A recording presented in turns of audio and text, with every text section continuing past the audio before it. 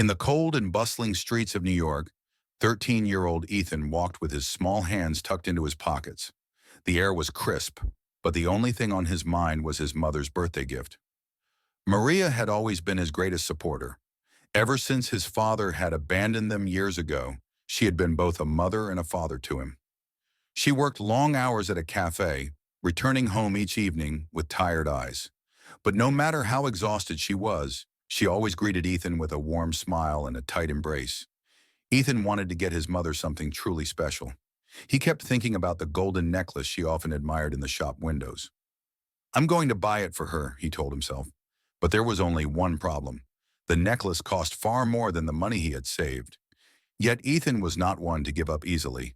He had started earning money in any way he could, selling snowballs, shining shoes, and helping people with small tasks. For weeks he had saved every dollar he made, carefully tucking it away. Today was his last chance to make up the remaining amount. Taking a deep breath, he quickened his pace toward the crowded streets of the city. At the same time, a legend who had stood the test of time, Clint Eastwood, was in New York for a film shoot. His silver hair swayed slightly in the cold wind, and the sharp lines of his face gave him the same charismatic aura he had carried for decades. Years had given him wisdom and experience, but beneath his steely gaze, he still carried a deep and quiet love for people. That day, Clint wanted to step away from the film set for a while. He wandered through the city's narrow streets, letting old memories resurface. Throughout his life, he had made countless films and met all sorts of people. Yet he had never lost himself in the glamour of fame. He was one of the rare few who had stayed grounded. Walking alone, he entered a small cafe and ordered a cup of coffee. As he gazed out the window, a young boy walking with a sense of urgency across the street caught his attention. There was a purpose in the boy's eyes, a determination pushing him forward. Clint had always admired people, especially young ones, who had a clear goal. Ethan set down his small shoeshine box and took his position at the corner of the street. As passers-by hurried along, he called out politely, "Would you like your shoes shined, sir?" "Ma'am." But no one stopped. It was as if he had become invisible in the sea of people. Disappointment began to creep into his heart. Just as he was about to lose hope, a tall man in a long coat, with his hat tilted slightly forward, stopped in front of him. The man bent down slowly, a gentle smile playing on his lips. "It's been a long time since I've seen a kid as determined as you," he said. His voice was deep, steady, and carried an air of quiet confidence. Ethan looked up and froze. His heart pounded as recognition hit him. The man standing before him wasn't just anyone. It was Clint Eastwood. The Clint Eastwood he had only ever seen in movies and on television. Excitement bubbled up inside him, and he quickly nodded. "Yes, sir. I can shine your shoes." Clint chuckled and found a place to sit, removing his shoes and placing them in front of Ethan. With trembling hands, Ethan carefully polished Clint's shoes, making sure every inch gleamed. When he was finished, Clint reached into his pocket and pulled out his wallet. He handed Ethan several times more than what he usually earned for a single shine. Ethan's eyes widened. "But sir, this is too much." Clint gave him a small smile. "Do yourself a favor and take the money. Now tell me, why are you working so hard?" Ethan let out a deep breath. He hesitated for a moment before answering. "I'm saving up for my mom's birthday gift," he admitted. "I want to buy her a necklace she really likes." Clint studied the boy's face and saw something that struck a chord within him, pure love and devotion. It reminded him of his own childhood. He had once done small jobs to help his family too. He paused for a moment, then straightened up and looked at Ethan. "Tell you what, kid," he said. "How about we take a little walk together?" Ethan hesitated, unsure. But the idea of walking through the city with Clint Eastwood was too incredible to pass up. With a nervous but excited nod, he picked up his shoeshine box and fell into step beside the legendary actor. Together, they walked deeper into the city, disappearing into the crowd. Neither of them knew it at the time, but this simple encounter, born out of hard work, kindness, and a shared understanding of struggle, was about to change both of their lives forever. And this was only the beginning. Ethan walked beside Clint Eastwood, his small steps struggling to keep up with the seasoned actor's long strides. The city bustled around them, people moving in every direction, car horns blaring. the aroma of fresh pretzels and roasted chestnuts filling the crisp air. But for Ethan, none of that mattered. His mind was racing. Clint Eastwood, the Clint Eastwood, had not only stopped to have his shoes polished by him, but was now walking with him as if they were old friends. It was surreal. "So, kid," Clint said, his voice as deep and gravelly as it was in the movies, "tell me more about this gift for your mom." Ethan swallowed, still gripping the cash Clint had given him. "It's a necklace," he said, his voice steady despite the excitement bubbling inside him. "She saw it in the jewelry store on Fifth Avenue once. It's simple, nothing fancy, but I could tell she loved it." Clint nodded, listening intently. "And you've been saving for how long?" "About 3 months," Ethan admitted. "I did everything I could. Mowing lawns, running errands, skipping after-school snacks, even shoveling snow when I could." Clint raised an eyebrow. "That's a hell of a lot of effort for a 13-year-old. Ethan shrugged. "She does everything for me. I just wanted to do something for her for once." Clint studied the boy for a moment. He saw something in Ethan, determination, resilience, and a love so pure that it reminded him of his own mother. He had grown up in a working-class family, struggling through the Great Depression. He knew what it meant to work hard for something. The two of them reached the jewelry store Ethan had been talking about. Its golden sign gleamed under the city lights, and through the large glass windows, rows of delicate necklaces, bracelets, and rings sparkled. Ethan took a deep breath. This is it. They stepped inside. The soft chime of the doorbell echoed through the small shop, where an elderly shopkeeper with silver-rimmed glasses looked up from behind the counter. His eyes twinkled as he recognized Ethan. "Back again, young man?" the shopkeeper asked kindly. Ethan nodded, stepping toward the display case where the necklace lay. Clint watched as the boy's eyes filled with admiration. It wasn't the most expensive piece in the shop, but to Ethan it was worth more than gold. "I'd like to buy it now," Ethan said, reaching into his pocket and pulling out the crumpled bills and coins. He carefully placed them on the counter, counting them one by one.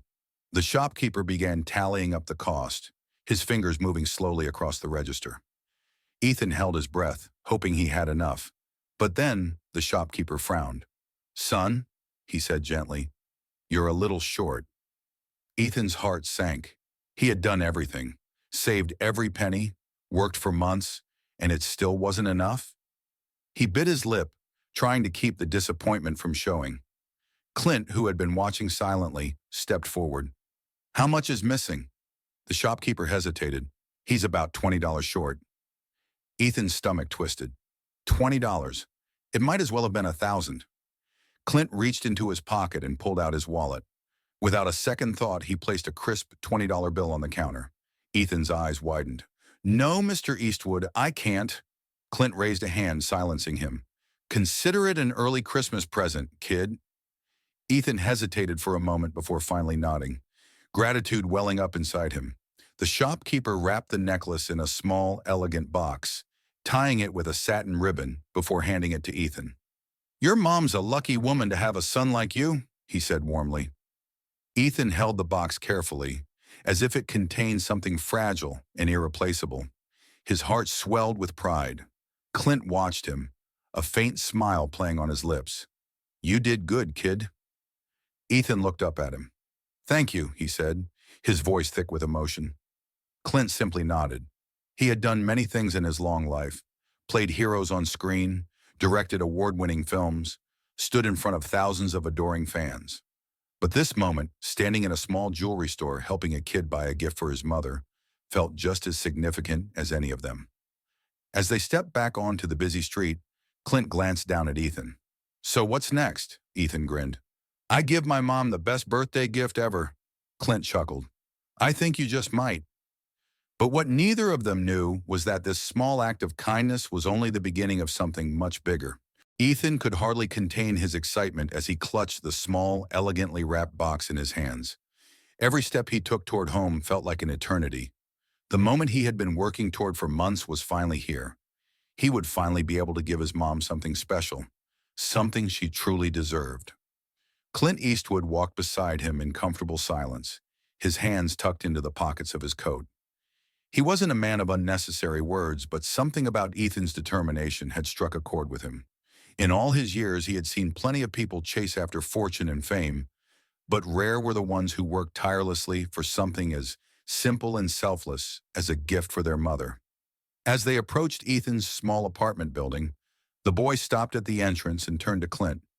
"Mr. Eastwood, I don't know how to thank you," he said, his voice sincere. Clint gave him a small smile. "You already did, kid. Now go make your mom's day." Ethan hesitated, then, in a rare burst of boldness, said, "Would you, would you like to come in and meet her?" Clint chuckled, shaking his head. "I appreciate the offer, but this is your moment. Go on." Ethan nodded and, with one last grateful glance at Clint, hurried inside. Clint watched as the door closed behind the boy, exhaling softly. He turned to leave, but something held him back. A feeling, instinct. Over the years, he had learned to trust those feelings. And so, instead of walking away, he leaned against the lamppost outside the building, lighting a cigarette and watching the windows above. Inside, Ethan burst through the door of the small apartment, his heart pounding. His mother, Maria, was in the tiny kitchen, stirring a pot of soup. She looked up, startled. "Ethan, what's the rush?" she asked, wiping her hands on a towel. Ethan grinned and walked over to her, holding out the small box. "Happy birthday, Mom." Maria's eyes widened. She hadn't expected a gift. She never did. Money was always tight, and they had learned to celebrate in simpler ways. She hesitated before taking the box, her fingers trembling slightly. "Ethan, you didn't have to." "I wanted to," he interrupted, his voice firm but full of love. "Just open it." Maria carefully untied the ribbon and lifted the lid. The moment her eyes fell on the delicate silver necklace, she gasped. "Ethan," she whispered, lifting it from the box. The tiny pendant shimmered under the kitchen light.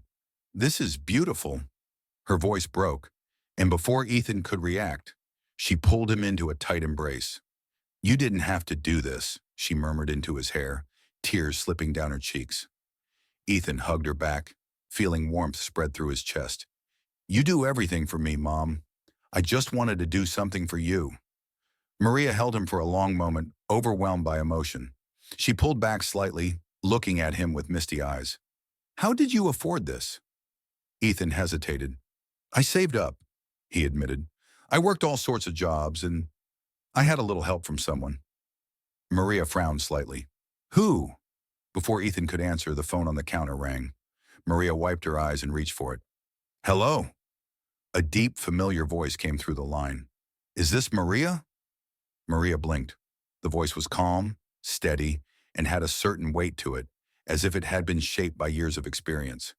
"Yes," she said cautiously. "Who's this?" The voice chuckled softly. "This is Clint Eastwood." Maria almost dropped the phone. I'm sorry, what?" From across the kitchen, Ethan's eyes widened. Clint continued, unfazed. "I met your son today. Hell of a kid. He told me about you, about how hard you work, and about how much he wanted to get you that necklace." Maria's hand tightened around the receiver. She looked at Ethan, who was frozen in shock. "I just wanted to say," Clint went on, "you raised a damn good boy." Maria pressed a hand to her chest, overwhelmed. I I don't know what to say." "You don't have to say anything," Clint said simply, "but I'm not just calling to compliment your parenting. I wanted to ask you something." Maria swallowed hard. "What is it?" Clint paused for a moment, as if choosing his words carefully. "Ethan has a good head on his shoulders, and from what he told me, he's got some big dreams. I'd like to help him get started." Maria's breath caught in her throat. "Help him? How?" "Well," Clint said, "he told me he's interested in building things. Houses, to be specific. Said he wants to create homes that people like you two can actually afford." Maria's legs felt weak. She pulled out a chair and sat down. He told you that?" Clint's voice softened. "Yeah, and I think he's on to something. The world needs more kids like him, kids who see a problem and actually want to fix it." Maria struggled to process what she was hearing. "Mr. Eastwood, I don't know what to say. We don't have much. I don't know how we could ever repay—" "I don't want anything in return," Clint interrupted. "I just want to help a good kid do something great." Ethan, who had been listening in stunned silence, finally found his voice. Mom, is this really happening? Maria looked at him, tears threatening to spill again. I think it is, sweetheart. Clint's voice came through the receiver again. I've arranged for Ethan to meet with an architect I know. A good guy, someone who can teach him the ropes. If he's serious about this dream, I want to make sure he has the right people guiding him.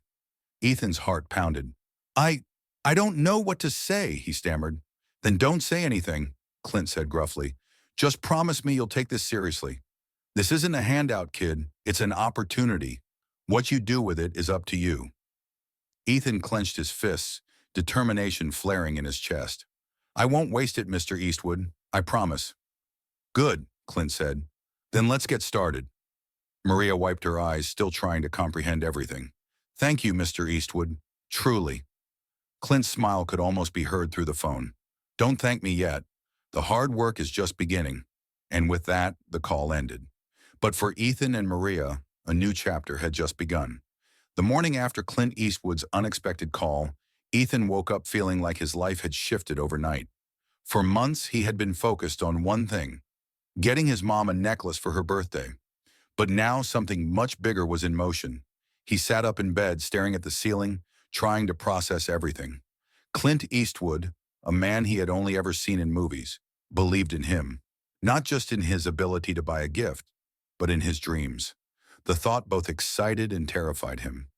His mother, Maria, was still reeling from the conversation as well. She stood at the kitchen counter, stirring a pot of coffee, her mind replaying Clint's words over and over. I want to make sure he has the right people guiding him. She had worked so hard to give Ethan the best life possible, but opportunities like this didn't come around often, especially not for kids like them. Ethan sat down at the small wooden table, rubbing the sleep from his eyes. Maria turned to him with a soft smile. Are you ready for this? She asked. Ethan hesitated for a second before nodding. I think so. Maria reached over and squeezed his hand. Then we'll take it one step at a time, together. 3 days later, Ethan found himself in a place he never imagined he'd be. A sleek, modern office in downtown Manhattan, standing in front of towering glass windows that overlooked the city skyline. He had never been this high up before, and the view made him feel both small and powerful at the same time. This is where it all begins, Clint had said as he walked in beside him. Ethan turned his attention to the man standing across from them, a tall, well-dressed man in his late 40s with neatly combed hair and glasses. His name was Darren Walker, an accomplished architect who had worked on some of the city's most ambitious building projects. So you're the kid Clint's been telling me about, Darren said, extending a hand. Ethan shook it firmly, trying to hide the nervous sweat on his palms. Yes, sir. I guess so. Darren chuckled. You've got a big idea. Affordable, durable housing for families who need it most. That's no small goal. Ethan swallowed hard. I know what it's like to live in a place where things are falling apart. My mom and we've always struggled with broken pipes, drafty windows, and landlords who don't care. I want to change that for people like us. Darren nodded, impressed. You've got passion, that's good, but passion isn't enough. You need skills, knowledge, and experience. That's where I come in. Ethan glanced at Clint, who gave him a reassuring nod. For the next few months, Darren continued, I'm going to teach you everything I can. Blueprints, materials, structural integrity. If you're serious about this, I'll give you a real education. Ethan's heart pounded with excitement. This was really happening. I'm serious, he said firmly. Darren smiled. Good. Then let's get started. Over the next several months, Ethan's world transformed. After school, instead of going home to play video games or hang out with friends, he took the subway downtown to Darren's office. There he learned about architecture, construction, and urban development. Darren showed him how to sketch designs, how to calculate costs, and how to think like a builder. The work was hard, harder than anything Ethan had ever done. There were nights he came home exhausted, his brain buzzing with measurements and technical terms, but he refused to quit. Clint checked in on him regularly, always with the same gruff but encouraging words. Still working hard, kid. Yes, sir. Good. Keep at it. Ethan knew Clint didn't hand out compliments easily, so every time the old actor gave him a nod of approval, it felt like a small victory. Maria watched all of this unfold with a mix of pride and disbelief. Her little boy, the one who used to build towers out of cereal boxes, was now sketching real building designs. Every night she made sure he ate a good meal, gave him words of encouragement, and reminded him how proud she was.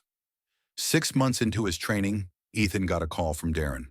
"I have something I want you to see," Darren said over the phone.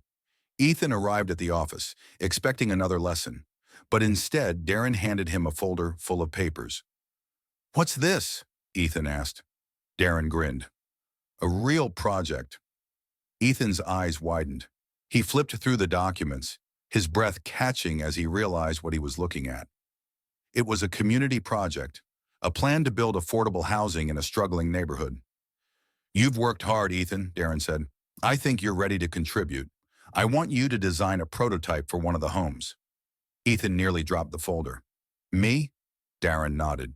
"You. You've got the skills now. Let's see what you can do." Ethan's hands shook as he held the papers, but deep inside, he knew. This was his moment. That night, he worked harder than ever before, sketching, erasing, resketching, making sure every line, every angle was perfect. He barely slept, fueled by determination. When he finally presented his design to Darren, the architect studied it for a long moment before nodding in approval. "This," Darren said, "is good." Ethan grinned. And then Darren said something that made his heart stop. "We're going to build it." A year after that first encounter with Clint Eastwood, Ethan stood in front of a construction site, watching as workers laid the foundation for a house. His house. He couldn't believe it. Maria stood beside him, her eyes filled with tears. "You did this," she whispered. Ethan shook his head. "We did this." Clint, standing on his other side, took a slow puff from his cigar and gave a small nod of approval. "You're something else, kid," he said. Ethan turned to him, his heart full of gratitude. "I couldn't have done this without you, Mr. Eastwood." Clint smirked. "Nah, I just gave you a little push. You did the rest yourself." Ethan smiled. As the first beams of the house were lifted into place, he realized something. This wasn't just about one house. This was just the beginning. And with people like Clint Eastwood and Darren Walker believing in him, the sky was the limit. News of Ethan's project spread. Local papers picked up the story. Soon, national outlets were talking about the 14-year-old boy who had designed a house for struggling families. Investors, philanthropists, and organizations reached out, eager to support his mission. But Ethan never forgot where he started. One small act of kindness had changed his life, and now he was determined to do the same for others. Because as Clint had once told him, every big idea starts with someone brave enough to dream.